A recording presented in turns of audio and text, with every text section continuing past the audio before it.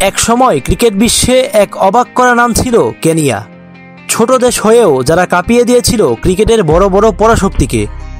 Kenya cricket দল এক সময় বাংলাদেশের জন্য ছিল যমদূত, কিন্তু আজ তারা কোথায়? 1996 সালে প্রথমবার বিশ্বকাপে অংশ নিয়ে আলোড়ন তুলে তারা। শ্রীলঙ্কাকে হারিয়ে সবাইকে অবাক করেছিল কেনিয়া ক্রিকেট দল। তবে তাদের সেরা গল্পটি লেখা হয় 2003 বিশ্বকাপে।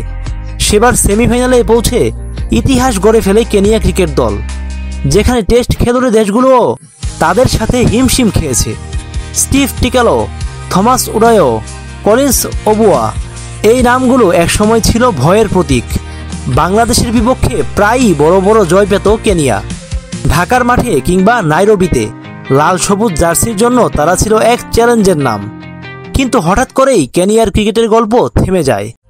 2003 সালের পর থেকে ক্রিকেট প্রশাসনে দুর্নীতি, খেলোয়াড়দের বেতন বাকি, বোর্ডে রাজনৈতিক দ্বন্দ্ব সব মিলে তাদের ক্রিকেট দল ভেঙে পড়তে শুরু করে। অনেক তারকা খেলোয়াড় বিদেশে চলে যান, কেউ আবার অবসর নিয়ে ফেলেন খুব তাড়াতাড়ি। তাদের আন্তর্জাতিক ম্যাচের সুযোগও কমে যায়।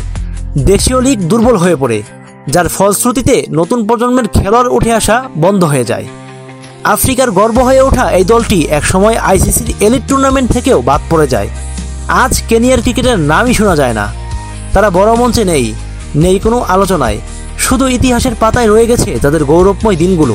একসময় ক্রিকেটে যাদের কাছে বাংলাদেশও পরাজিত হতো, সেই কেনিয়া আজ লড়াই করছে টিকে থাকার জন্য। হয়তো একদিন তারা আবার ফিরে আসবে, কিন্তু সেই অপেক্ষা কতটা দীর্ঘ হবে তার উত্তর সময়ই বলে দিবে। রাকিব রাজ, বাংলা স্পোর্টস।